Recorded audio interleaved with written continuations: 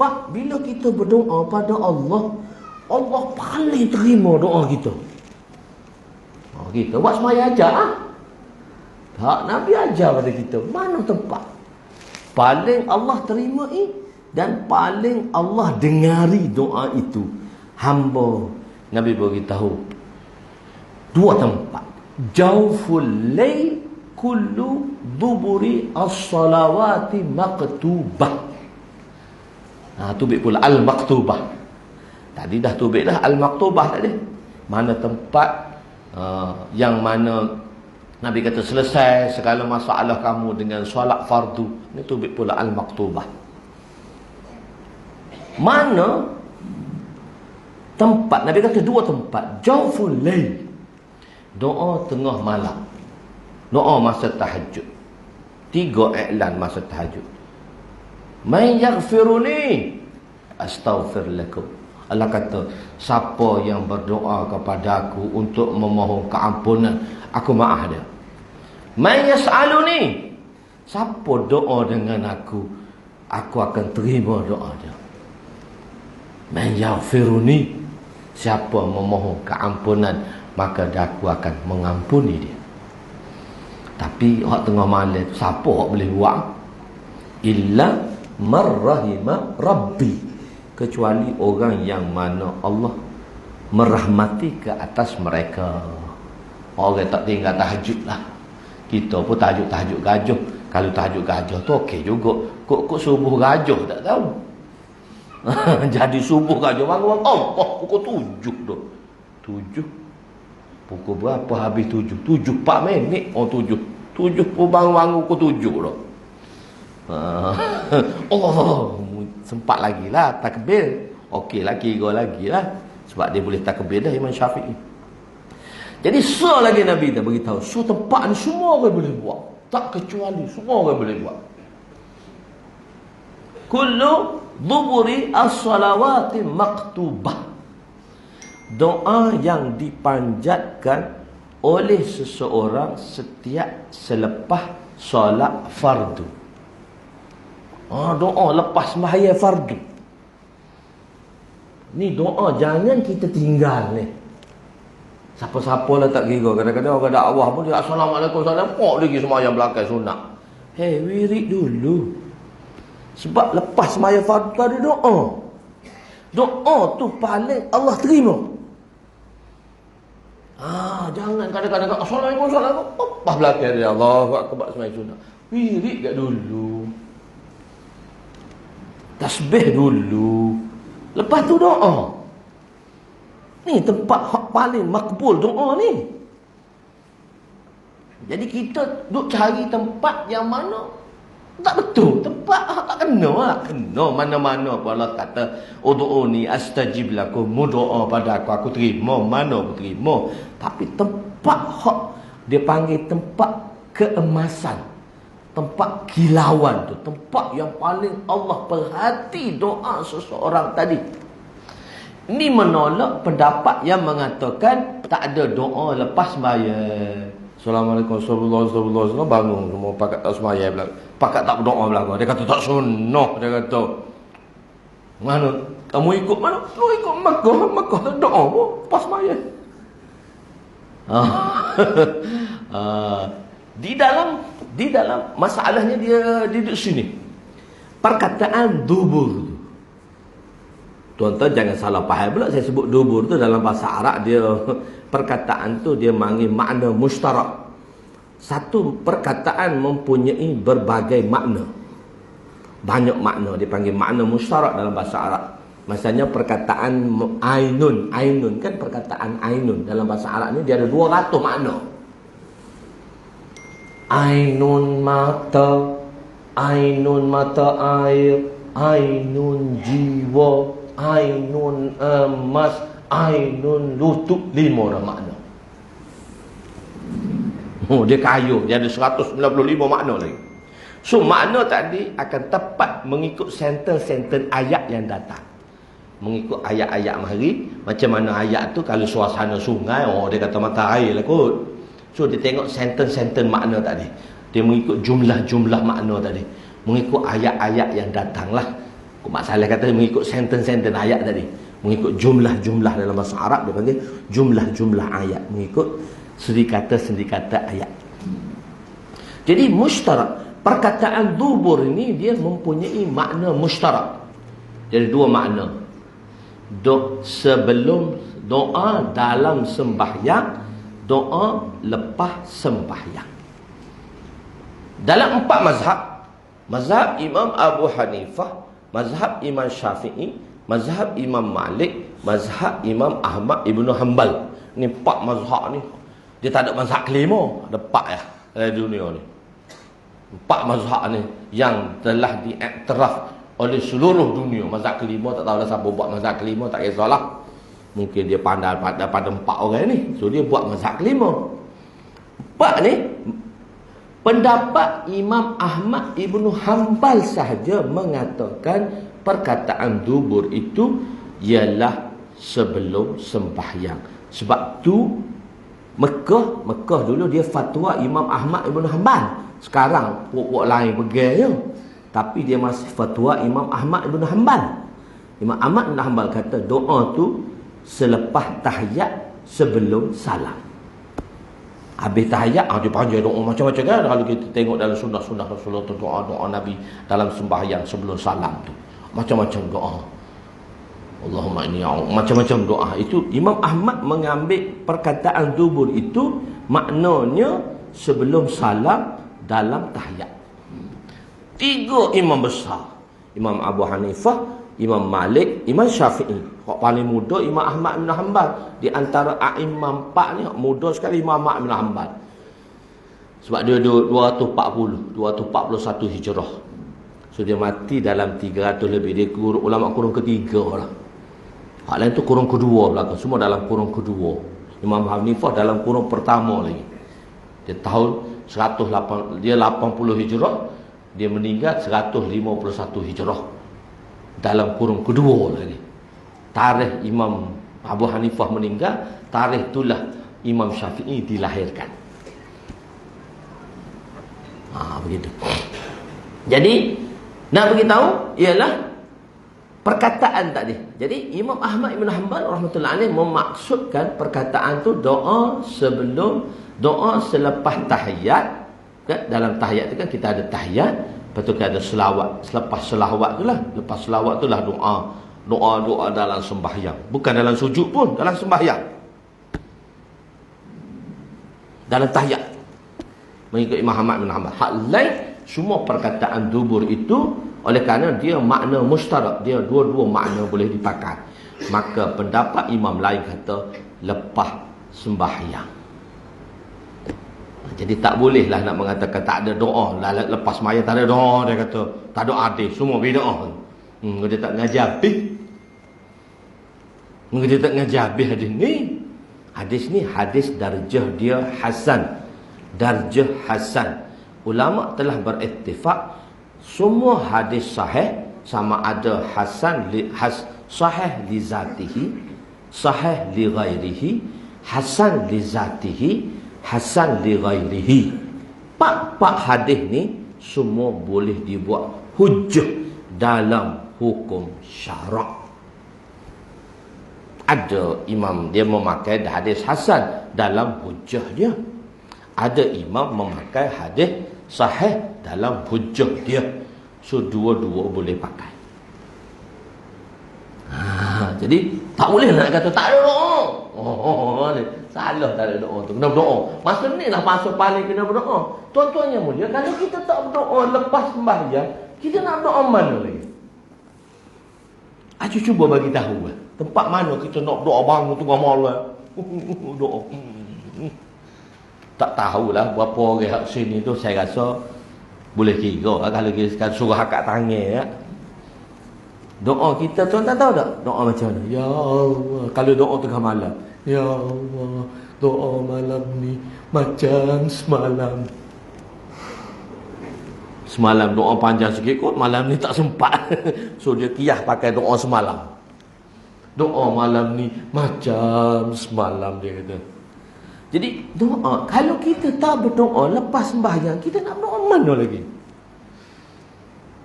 Cuma tuan-tuan bagi, semua manusia ni terlalu sibuk. Dulu ada tol, kena bayar tol, lambat. Dia pun pakai touch and go, cepat sikit. Touch and go pun lambat, dia kata. Dia pun buat smart tag, cepat sikit. Smart tag tak payah buka pintu jendela, mak dia saja jalan. Sekarang dia tak smart tag, dia FRID.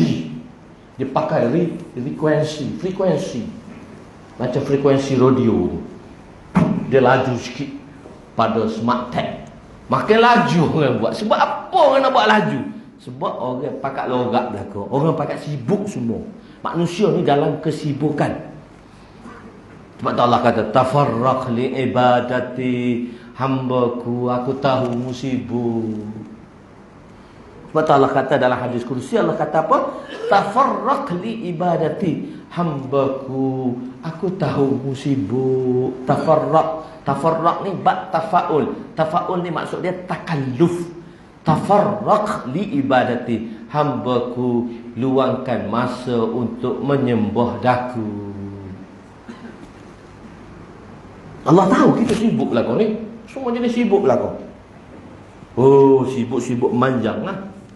Habis sibuk manjang. Sibuk, terlalu sibuk. Sibuk mana? Tak tahu apa yang disibukkan. Tafarraq li ibadati, Allah kata ajib. Allah rayu dengan kita dalam hadis kursi. Allah kata apa?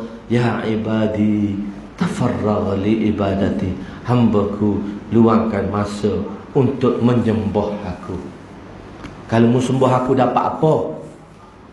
Amla'u sadraka ghinan, amla'u sadraka ghinan, aku akan penuhi dada kamu dengan kekayaan.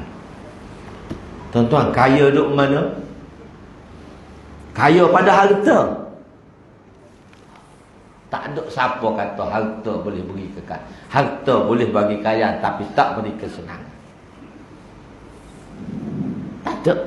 Harta banyak, pening kepala. Kok tak ada pun pening kepala juga. Ada pun pening kepala juga. Allah kata, kalau kamu nak senang, Allah kata apa dia? Tafarraq. Dalam sembah aku tu ketenangan.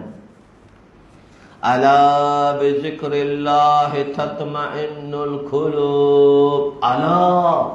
Ini kalimah tambih dalam bahasa Arab kata. Ala, dengar betul-betul. Ala bi zikrillah, dengan mengingati Allah lah tatma'innul qulub, hati kamu akan tenang. Dengan taat Allah tu Allah kata, amla'u sadraka ghinan, aku akan penuhi dada kamu dengan ghinan, dengan kekayaan, rasa kaya.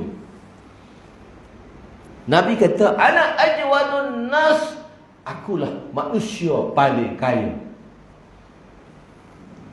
Oh, kaya Nabi, kaya. Pada peringkat awal memang susah, tapi peringkat akhir Nabi ada 7 properti besar. Nabi ada 7 tempat tanah, 7 properti besar. Nabi mati dengan ada 7 properti besar. Cuma Nabi tak guna pun untuk dia, Nabi guna untuk semua masyarakat. Nabi guna semua. 7 buah kebun yang dihadiahkan oleh seorang Yahudi yang bernama Muhirrik, yang masuk Islam semasa peperangan Uhud. Semua tanah-tanah orang Madinah yang dihadiahkan pada Nabi. 1/5 daripada harta peperangan 3, 1/3 daripada perkampungan Fadak, 1/5, 1/2 daripada Wadi Qura, dan harta-harta di Khaybar, dan 2 kota di Khaybar yang bernama Sulalim. Yang bernama Sulalim tu, 2 kota kat Khaybar tu adalah milik personal Nabi. Nabi kaya. Apa kata Nabi miskin? Cuma Nabi hidup dalam kemiskinan. Hidup Nabi miskin adalah ikhtiar. Nabi tak saya jadi kaya, walaupun Nabi kaya. Oh, kalau Nabi hidup dengan kaya, habis kita lah, sesak lah kau. Pakai nak kaya nak berlaku Nabi walaupun kaya hidup dalam miskin. Ma syubi'an Nabi sallallahu Aisyah kata, Aisyah radhiyallahu anha kata, ma syubi'an Nabi yaumain, ma syubi'an Nabi min khubzin sya'irin yaumaini mutatabi'aini hatta qubiza. Ni Aisyah kata. Dia 9 tahun nikah dengan Nabi. Masa umur 9 tahun dia bersama dengan Nabi. Masa umur 18 Nabi telah meninggal. Nabi Aisyah kata, masyubi'an Nabi, Nabi tak pernah kenyang, perut Nabi tak pernah kenyang, min khubzin syair, roti yang diperbuat daripada syair, tepung Bali. Bukan tepung gandum. Tepung gandum Arab panggil bur. Bur tu tepung gandum. Kita makan roti capati ke roti canai itu dia panggil bur, tepung gandum. Tepung Bali ni, buat Bali, kita duk minum air Bali tu, dia tumbuk jadi tepung, buat roti. Itu dia panggil syair. Nabi tak pernah tengok bur ni, Nabi tak pernah tengok gandum putih ni, gandum lembut ni tak pernah tengok. Sahabat dia tengok di mulki Rom dah, di negara Rom dah tu. Bila sampai roti yang diperbuat daripada tepung bur tu, gandum tu, dia kata sapu tangan sebab lembut sangat. Dia kata sapu tangan, buat sapu tangan berlaku. Dia orang kata dia bukan sapu tangan, roti. Allah, roti, dia kata kita tak pernah tengok roti selembut ini. Sebab kita zaman Nabi roti syair saja. Min khubzin syair yaumaini mutatabi'aini, 2 hari mutatabi'aini, berturut-turut. Maksudnya dalam masa 9 tahun Aisyah kata Nabi tak pernah kenyang 2 hari berturut-turut. Maknanya hari ni kenyang, esok kenyang lagi. Tak pernah berlaku dalam 9 tahun. Kita seminggu ni tak pernah lapar. Ni minggu ni tak ada orang lapar. Saya jumpa satu orang pakcik tak makan. Tak tahulah ustaz, tak lapar dah minggu ni. Pasal daging banyak sangat, tak lapar. Jenis tak lapar tu makan sama. Tak lapar, jenis tak lapar. Tak boleh. Allahu akbar. Nabi sallallahu alaihi wasallam. Ajib kehidupan baginda sallallahu alaihi wasallam. Sebab tu Nabi kata dalam mutaat aku, tafarraq li ibadati, hambaku, engkau bagi luangkan masa untuk sembah aku. Amla'u sadraka ghinan, aku akan penuhi dada kamu dengan kekayaan. Kita nak landing pukul 9 pukul 9. Saya kena jaga-jaga hari kan, saya baru nak mula ni, jadi takut sudah lewat. Tak apa, saya akan berhenti sebelum pukul 9. Wa illam taf'al, Nabi kata, wa illam taf'al, bila kamu tidak dapat menyembah daku, mala'tu yadaka syughulan, aku akan sibukkan kamu dengan pekerjaan. Dah mu tak sembah aku, tak apa. Aku akan sibukkan kamu dengan macam-macam pekerjaan. Mala'tu yadaka syughulan, aku akan penuhi tangan kamu dengan pekerjaan. Sibuk, tak tahu sibuk apa, tak tahu. Sibuk sana sini, sibuk. Minta maaf, sibuk. Sibuk apa, tak tahu.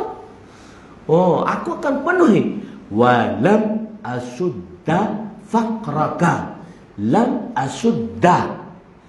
Walam tu nafi jahat tu, nafi untuk forever. Dia ada nafi dalam Arab, dia ada 5 nafi. La nafi, lan nafi, lam nafi, lamma nafi. Huruf nafi saja ada 5 dalam bahasa Arab. Dia nafi dengan lam, dia nafi jahat lagi. Walam asudda. Nafi ni Mak Saleh kata nafi forever, fit takbir. Nafi untuk selama-lamanya. Penafian ini digunakan untuk selama-lamanya, sampai bila-bila.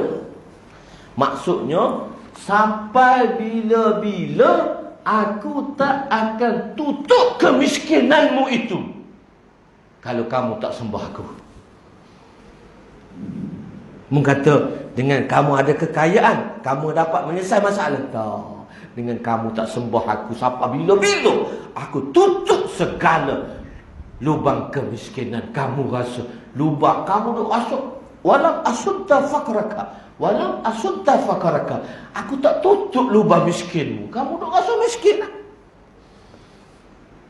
Sebab itu dalam sembah Allah tu kaya, hati tenang. Dalam berzikir kepada Allah tu hati tenang. Dalam menunaikan perintah Allah itulah sebenarnya satu kekayaan yang amat besar, yang mana kita tidak merasainya. Kita kata kalau ada duit sini, kalau ada macam-macam sini, tak. Sahabat Nabi SAW, Nabi ajar mereka dalam taat kepada Allah lah, maka segala kekayaan. Aslu ghina, Nabi kata, asal kaya tu ghina nafs, asal kaya ialah kaya hati. Jadi kaya ni bila? Bila kita dapat menyembah Allah, bila kita dapat tunai perintah Allah dengan cara yang telah diajar oleh Nabi kita Muhammad Mustafa sallallahu alaihi wasallam. Jadi tuan-tuan yang mulia, ini Allah Taala ajar pada kita sembahyang ni. Sepatutnya kita hargai satu benda besar. Sahabat kata, aku ada masalah ni. Tak apa. Tunggu. Lepas maya kita doa. Sebab doa ni akan selesai masalah kita. Doa akan selesai masalah kita. Allah Ta'ala sangat suka orang yang berdoa. Allah tak suka orang yang tak berdoa. Itu sifat Allah. Sebab tu Allah paksa kita doa 17 kali sehari. Ihdinas siratal mustaqim. Allah paksa kita minta hidayah 17 kali sehari. Kalau tak perintah, tak buat dah. Patut kita baca Fatihah tu, ihdinas siratal mustaqim. Ya Allah, tunjukilah daku jalan yang lurus. Jalan mana? Siratal ladzina an'amta alaihim minan nabiyyin was-siddiqin wasyuhada was-salihin. Pak jalan ni kita kena cari. Jalan untuk mencari keredaan Allah Subhanahu wa taala. Semoga Allah Taala mudahkan kita untuk tunaikan perintah Allah sampai bila-bila. Jangan lupa, kalau janganlah sampai kita tak berdoa lepas sembahyang. Rugi. Inilah tempat yang paling Allah terima doa kita. Tapi kita tak tahu harga benda tu.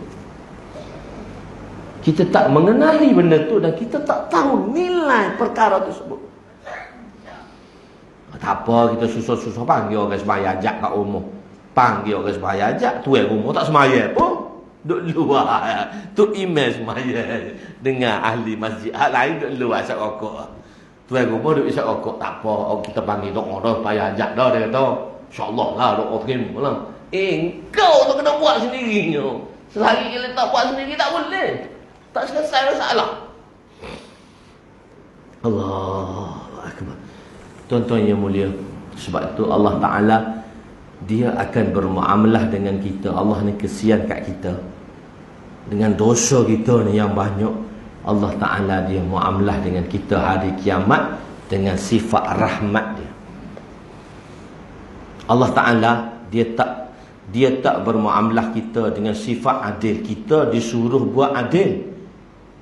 Sebab kita mesti melakukan keadilan. Sebab tak boleh kita buat zalim. Allah Ta'ala hari kiamat, Dia tak datang dengan sifat adil Dia. Bila Dia nak kira amalan kita, Dia tak kira dengan sifat adil Dia. Tapi Dia datang pada hari kiamat bila mengira hitungan amalan kita dengan sifat rahmatnya. Sebab apa? Ulama kata, jika Allah Subhanahu Wa Ta'ala datang pada hari kiamat dengan sifat adilnya, seorang tak boleh masuk syurga. Seorang tak boleh masuk syurga. Sayyidatuna Aisyah radhiyallahu anha tanya Nabi, "Ya Rasulullah, macam mana keadaan tuan di hari kiamat?" Nabi kata, "Aisyah, aku pun perlu kepada rahmat Allah. An yataghammadani bi rahmati rabbi." Pada hari itu daku ditenggelami rahmatnya. Sebab apa? Allah kira dengan kita dengan sifat rahmat. Tidak dengan adil. Kalau sifat adil, bila kita guna, kena bayar. Betul kan? Itu nama dia adil. TMB. Dia bekal letrik kat kita. So, kena bayar tak? Tiap-tiap bulan kena bayar. Berapa tak tahu lah masjid ni kena air api. Kalau masjid Ambo di Kuala Lumpur tu, tempat jemaah tu besar, boleh muat 15,000 orang. Air dengan api saja kena bayar tiap-tiap bulan. Tahu berapa? 70,000. Tak banyak. Air dengan api kena bayar 70,000. Masjid bayar 70,000. Air api 40,000, air 30,000. Lebih kurang gitu lah. Kadang lebih. Kalau ada perhimpunan jadi lebih sampai 100,000. Sebab apa? Bila guna kena bayar. Kalau tak bayar, potong. Ni makhluk ni. Prepaid bayar dulu baru boleh guna. Ataupun postpaid bayar hujung bulan. 3 hari lewat, mak potong. Call out tak boleh, call in sahaja boleh. Sebab apa? Tak bayar, guna saja. Tak tahu nikmat apa kamu ni. Sebab apa? Itu adil. Tak adil lah, guna tak bayar. Nikmat Allah Ta'ala besar. Saya nak bagi cerita rahmat Allah dan nikmat Allah ni. Kita nak buka dulu, biar tuan-tuan faham, kita faham. Tuan-tuan bernafas berapa kali sehari? Tuan-tuan bernafas berapa kali sehari? 3. Kajian mengatakan kita bernafas sehari semalam dalam masa 24 jam. 24 jam ni lebih kurang, kalau 24 jam kali dengan 60 minit kali dengan 60 saat, dia keluar 86,400 saat. Dan kita bernafas setiap hari lebih kurang 25 hingga 27,000 kali sehari. Banyak kita bernafas ni. 25 hingga 27. Macam mana boleh jadi 27? Bila menguh tu, bila akak barang berat tak? Dia tak sampai dah. Kejap aja, berapa second saja. Kalaulah kita ambil 25,000 kali sehari kita bernafas, paling minimum 25,000 kali, 86,400 saat bagi 25,000. Tuan-tuan dapat berapa? 3.49. Tak kira, saya kira dah belakang. 3.49 saat. Maksudnya 3.5 saat lah. 3 saat setengah. Sedut, hembus dalam 3 saat setengah. Tapi kalau letih, dia tak dapat 3 saat setengah. Tu dia baru lepas unggah, baru lepas naik pokok kok, dia tak dapat 3 saat, tak sampai saat. Lelah. Dia panggil letih, lelah. Nak cover nafas tu. So kalau normally kita bernafas dalam masa 3 saat setengah.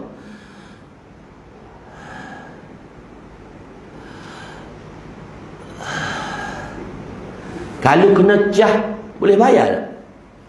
Kalau Allah kira nikmat ni kena bayar, boleh bayar tak? Okey, kita kira 5 sen mahal. Satu nafas 5 sen mahal. 1 sen. 1 sen sekali sedut, sekali hembus ni dia package lah. 1 sen, 25,000 sen.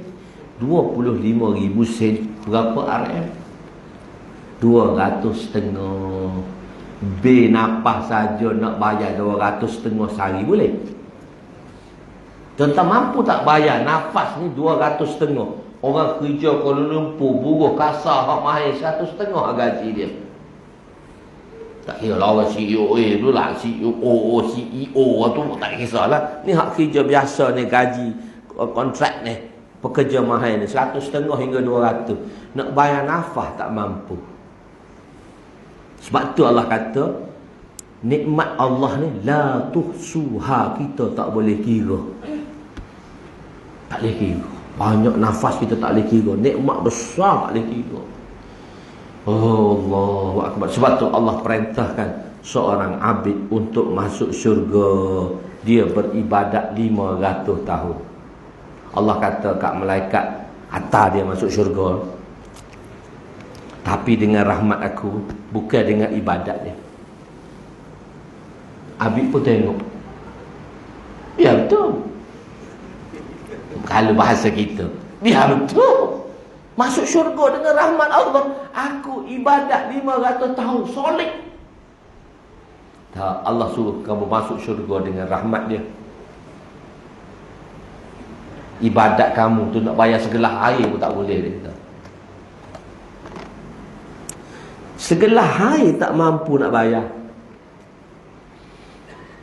Tak mampu nak bayar. Allah Akbar. Sendawa. Lepas makan kan kita sendawa. Berapa harga sendawa? Tuan-tuan suka. Berapa harga? Tuan-tuan boleh bayar tak? Harga sendawa. Berapa harga dia? Saya nak kira dia. Ada orang kena bayar weh. Sendawa. Abang saya, dia tak boleh sendawa. Dia tersedu tak boleh sendawa. Lekat kena kejar ke hospital. Kalau pergi hospital government lambat. Kena pergi specialist. Masa tu bawa dia pergi specialist Damansara KPJ. Nak cepat. Kita kata dah bang, kau ada insurans. Okey, insurans ada. Sebaik ada insurans. Doktor cucuk sini, doktor cucuk sini, doktor cucuk sini. Lepas tu berapa puluh, lepas beberapa setengah jam dia pun sendawa. Alhamdulillah. Orang lain semua kata alhamdulillah. Dia kata Cik Hasnan boleh sendawa dah. Sendawa seronok boleh sendawa. Doktor cucuk sana, cucuk sini, cucuk sana. Orang semua mengikut ilmu doktor lah. Tu hak Allah Ta'ala belaka. Ilmu doktor kata kalau tak boleh sendawa ni boleh mati. Mati hidup hak Allah Ta'ala.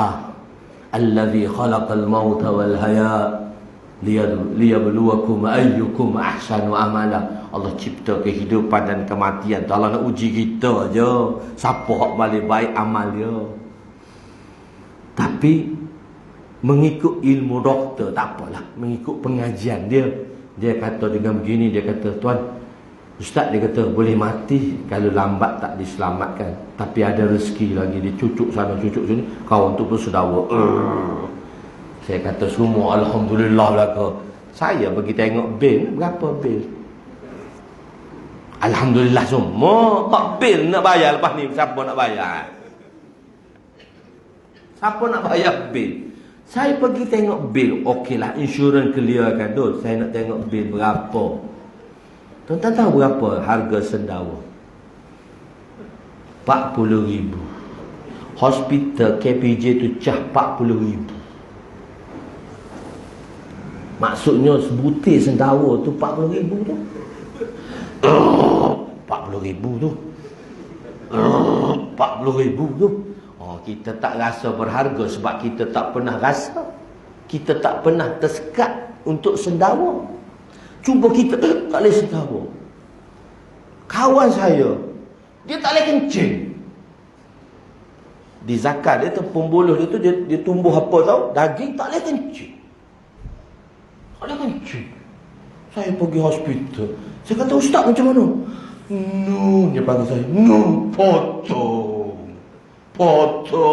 Disuruh potong sebab dia tak boleh kencing. Dia kata, ustaz tolong beritahu doktor potong. Saya kata, ustaz mengucap, ustaz potong tak ada dah lepas ni. Dah tak apa, potong. Dia kata, dia suruh potong. Sakit kalau kencing. Orang tak tahu. Saya tengok dia sedih. Saya tu betul. Saya pergi ada ustaz. Masa tu dia di hospital SUKM. Dia timbalan muda kami. Saya pergi kata, ustaz, dia dah Terengganu ni ya. Dia pindah Terengganu ni ya. Saya kata, ustaz macam mana? No, tolong no. Beritahu doktor potong. Betul doktor buat macam mana apa semualah. Masa tu anak dia 4 lah, ni anak dia 11. Saya kata nasib baik tak potong. Tidak 7 orang nak hari mana kata. 7 orang lagi ustaz, 7 orang lagi lepas tu. Lepas suruh potong ada 7 orang lagi.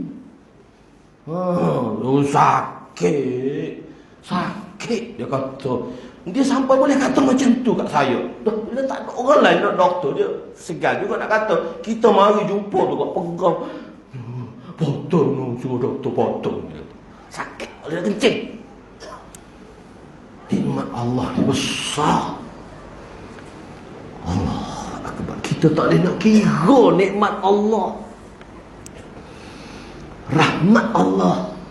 Sebab dengan rahmat Allah sahaja kita ni dengan rahmat dia je boleh masuk syurga.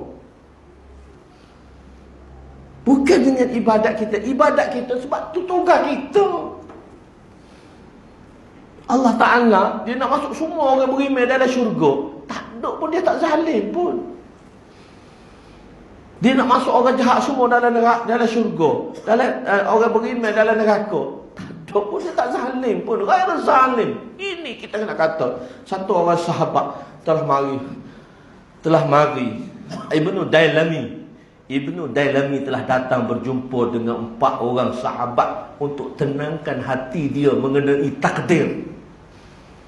Dia kata, dia pergi jumpa dengan mula-mula sekali ialah Ubay bin Ka'ab. Dia kata, Ubay, hati aku ni terasa sesuatu dalam hati aku. Tak senang dengan takdir. Boleh tak kamu cerita hadis Rasulullah yang boleh menenangkan aku dengan takdir? Maka kata Ubay bin Ka'ab daripada mafhum hadis Nabi sallallahu alaihi wasallam, dia kata jika Allah Subhanahu wa taala memasukkan ke dalam syurga orang-orang, ke dalam syurga orang-orang jahat, dan Allah memasukkan ke dalam neraka orang-orang yang baik, maka Allah tidak zalim. Allah tak zalim. Dia tak zalim pada kita. Itu hak dia. La yas'alu amma yaf'alu hum yus'aluna. Allah kata la yus'alu amma yaf'alu. Jangan tanya apa aku buat. La yus'alu amma yaf'alu. Allah kata jangan tanya apa aku buat. Hum yus'aluna. Tapi ingat hakmu buat aku tanya susah. Aku tanya satu persatu. Saya kecek Kelantan ya. Saya tak payah kecek luar sini. Orang Terengganu dia boleh faham kecek saya. Bau sedap sikit kecek. Kalau luar tu kena atur bahasa. Tapi tak apa, boleh cakap luar. Tapi orang kata, Allah Ustaz tu agah dia kecek luar. Hum yus'aluna. La yas'alu. La yus'alu amma yaf'alu. Hum yus'aluna. Kamu jangan tanya apa yang Allah buat. Hum yus'aluna. Tapi ingat, hakmu buat tu Allah kira sosok. Sampai lupa cacing dia cari lagi apa yang kamu buat. Tak terselindung di hadapan Allah. Jika kamu mati dengan kamu tak beriman semacam tu, kamu akan masuk neraka.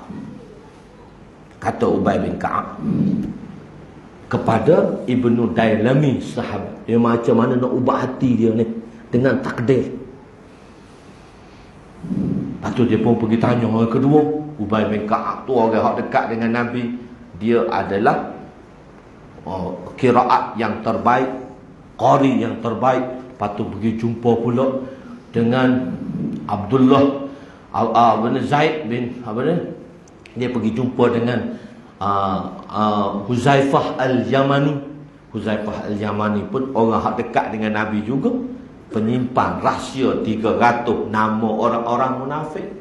Lepas tu pula pergi jumpa pula dengan Abdullah bin Mas'ud. Abdullah bin Mas'ud juga orang duduk dekat dengan Nabi, yang bila Nabi nak bersafar, nak musafir, dialah semua siap alat persiapan musafir Nabi. Dia sedia tilang Nabi, bantal Nabi, sugi Nabi, misbah Nabi, lota Nabi, kain Nabi, semua dia siap.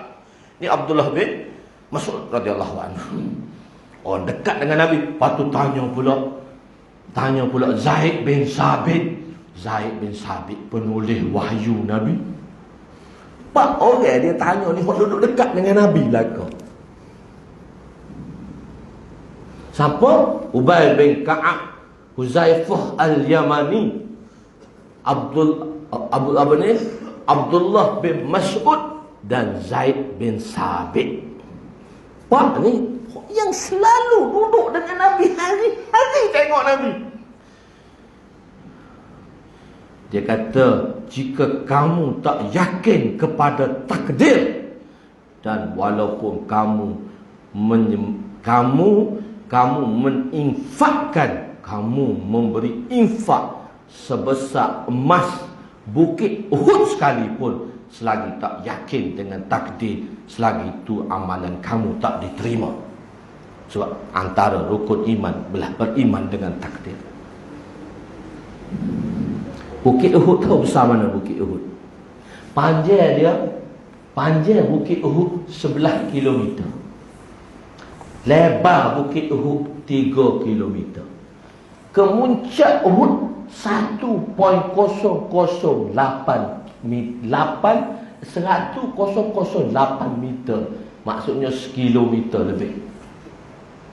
Bukit Uhud, satu Uhud, panjang sebelah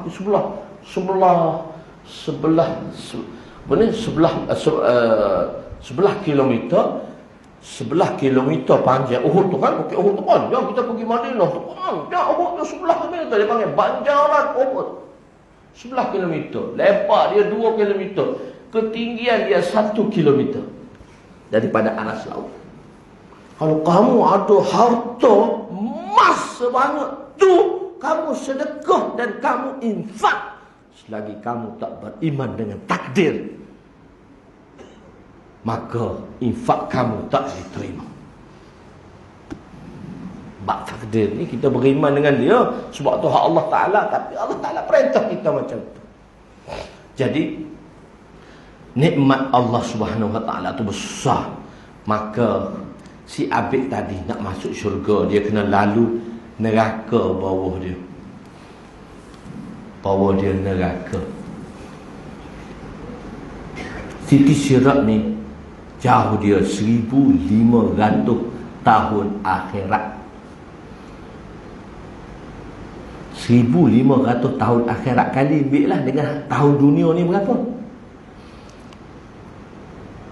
Inna yawman inda rabbika ka'alfi sanatin mimma ta'udun. Allah kata, sehari di sisi Tuhanmu sama dengan 1,000 tahun pada pengiraanmu. Nabi Isa alaihissalam, dia naik ke langit berapa ribu tahun lah. Tahun Masihi ni tahun dilahirnya Isa 2019 sekarang. Dia naik umur 33 tahun. 2019 tolak 33 tahun. Ada 14 tahun lagi, 1986 tahun. Sebab 3 ni kita 2019 nak sampai ke 2033. Ada 14 tahun lagi nak sampai ke 2033. Bermakna Nabi Isa naik tahun 33. Kalau tahun 2033 baru 2000 tahun. Tapi tak sampai 2 hari lagi atas kira.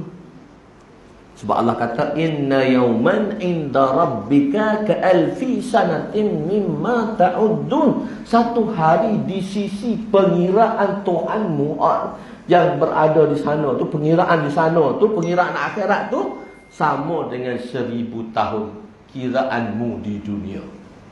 Maksudnya 14 tahun lagi baru 2,000 tahun. 2,000 tahun baru 2 hari je. So 2 hari turun tua ke? Sebab tu Nabi Isa AS turun dengan usia 33 tahun. Sebab dia tak sampai 2 hari lagi pergi. Kita kira hampir 2,000 tahun dah. Atas sana kira baru tak sampai 2 hari. Kalau 1,000 tahun lagi 3 hari. Kalau orang dakwah keluar 3 hari tua. Balik muda lagi. Makin muda ada tak tahu. Jadi umur dia tak Allah kira macam tu. Allahu Akbar. Tak tahulah 1,500 tahun pergi kira bagi 1,500 tahun kali 360 kali dengan 1,000 tahun. Maka keluar dia 500 juta tahun. Dunia litah titi sirat tak sampai setengah jam dahaga dah. Air kena minum. Minta air nak minum. Dia kata, malaikat boleh tak nak minum air? Malaikat kata boleh, tapi kena bayar. Berapa? Dia tanya. Tak mahal. Dia kata air banyak ni mahal tak tuan-tuan? Tak mahal kan?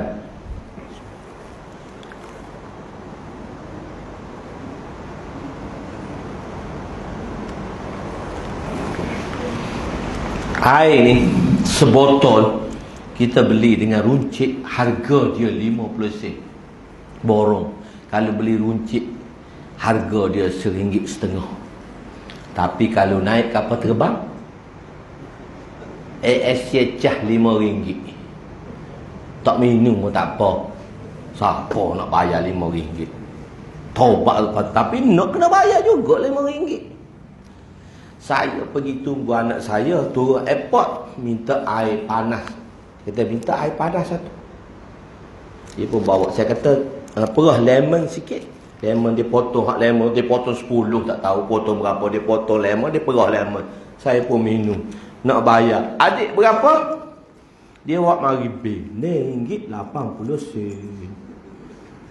Dek kejap. Takkan air sejuk dengan lemon RM80? Oh, kaya. Dia kata, ustaz, itu harga ustaz duduk tu tempat di Paca airport. RM80 tu murah tu. Saya sipir bil tu RM80 buat azimat. Tu air sejuk RM80. Tobat sama hidup tak minum dah. Tak minum dah. RM80. Air kosong. Bubuh lemon sirih je tu, lemon tu RM1 je, RM1.50 je dia belah 10 tu 15 sen je. Air tu 5 sen, 20 sen, tapi RM80 dia jual. Tobat sama hidup tak minum dah air tu. Mahal, dunia tu mahal dah. Kalau masuk hotel 7 bintang, bukan 5 bintang, 7 bintang. Saya pergi ceramah hotel 7 bintang. Saya pergi ceramah masa tu, semua pegawai-pegawai besar, CEO. Siapa mari ceramah? Apa ustaz ni pakai serban ni mari ceramah? CEO tu. Dia ceramah dia tentang sunnah Rasulullah. 8 jam saya ceramah ke pokok tu. Semua CEO belakang mari. CEO kumpulan mana tau? Dia advisor semua. Dia ambil saya. Saya kena ganti orang. Ni sebenarnya tak ada orang tempat ganti tempat saya.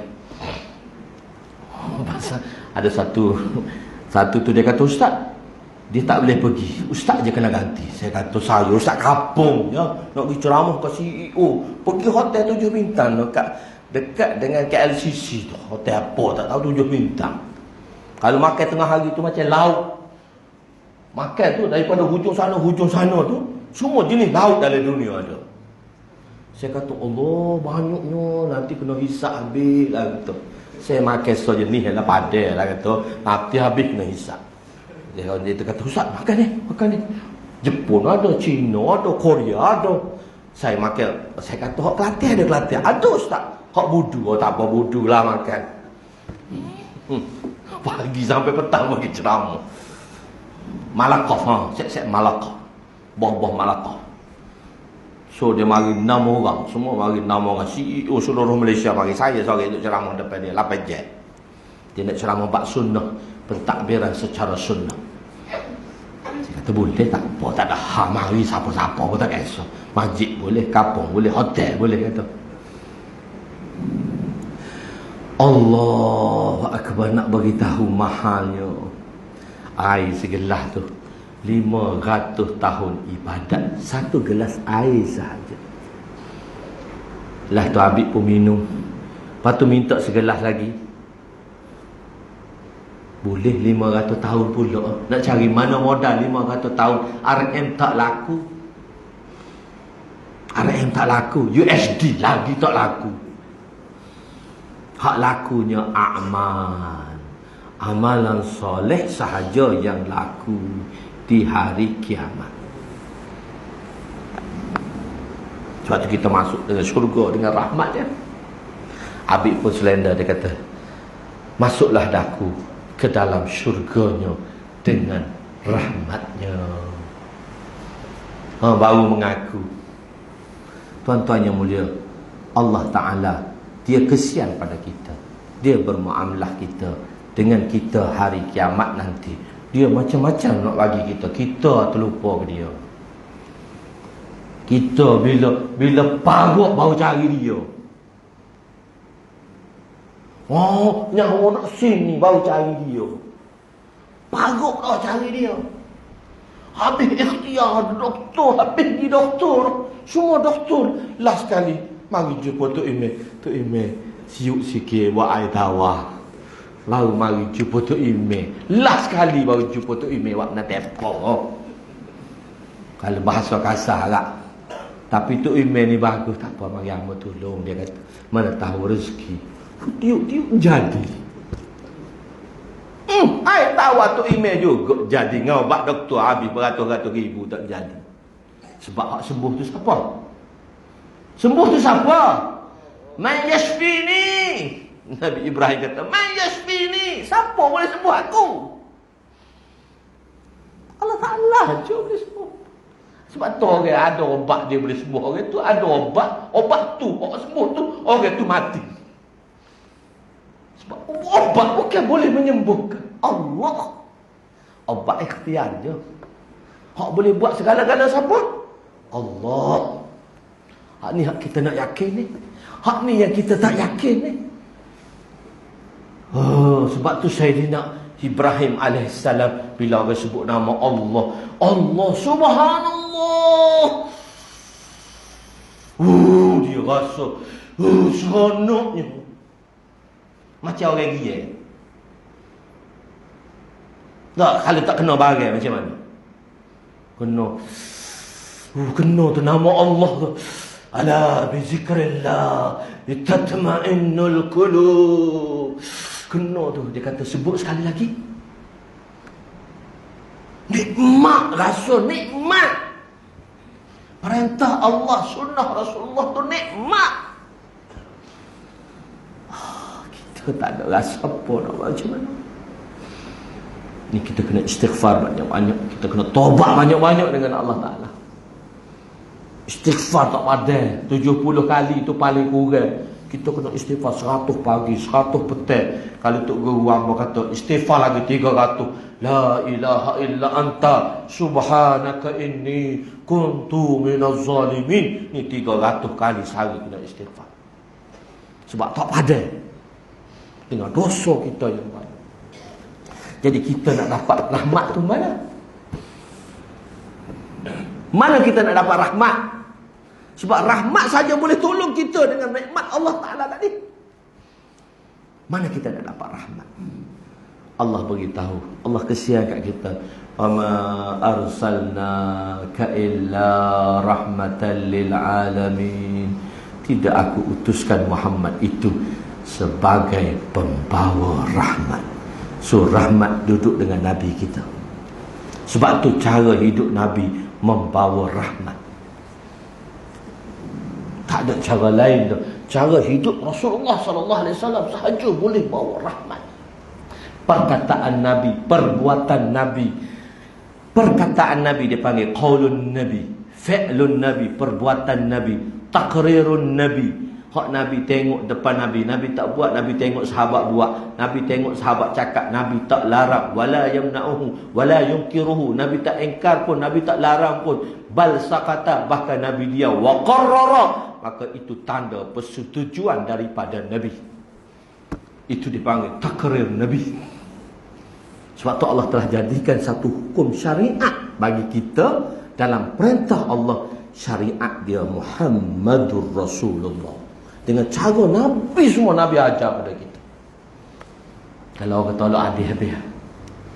Sebab kita orang tak boleh nak fikir. Orang fikir logik dah belakang.